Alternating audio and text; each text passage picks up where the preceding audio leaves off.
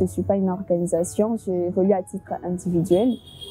Mais cela date, il y a de cela 3 ans, que j'avais pris l'initiative de commencer à sensibiliser premièrement mes pères enfants, parce que j'avais remarqué dans mon environnement, dans mon entourage, qu'il y avait des enfants comme moi, mais qui ne bénéficiaient pas des mêmes droits que moi. Bien sûr, moi je pars à l'école, mais il y avait de ceux-là qui ne partent pas à l'école. Au lieu de partir à l'école, ils faisaient des ventes ambulatoires, ou soit ils sont maltraités, même dans la maison. Il y a de ceux qui sont appelés aujourd'hui des enfants à rupture familiale. Je sensibilise aussi sur les causes de personnes vulnérables, plus précisément les personnes atteintes d'albinisme, comme je les suis moi-même, parce que les personnes atteintes d'albinisme vivent beaucoup de discrimination dans leur environnement et souffrent beaucoup de problèmes d'intégration sociale. Et je ne pouvais pas permettre à ceux que voir mes pères vivre dans ces situations et qui empêchent leur développement, que ce soit personnel ou le développement communautaire.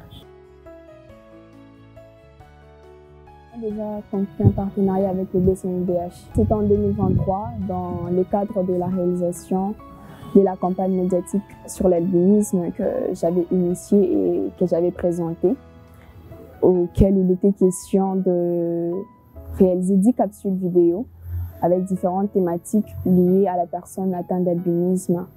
Et on devait rencontrer différentes expertes à la matière pour mieux expliquer chaque situation, pour mieux expliquer chaque thème, entre autres sur le plan ophtalmologique, dermatologique, génétique, intégration sociale, psychologie et autres.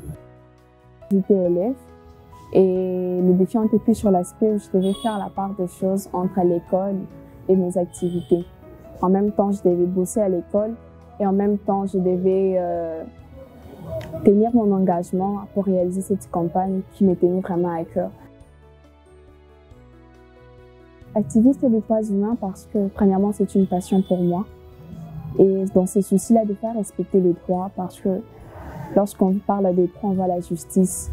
Et lorsqu'on parle de la justice, on voit l'égalité, on voit l'équité.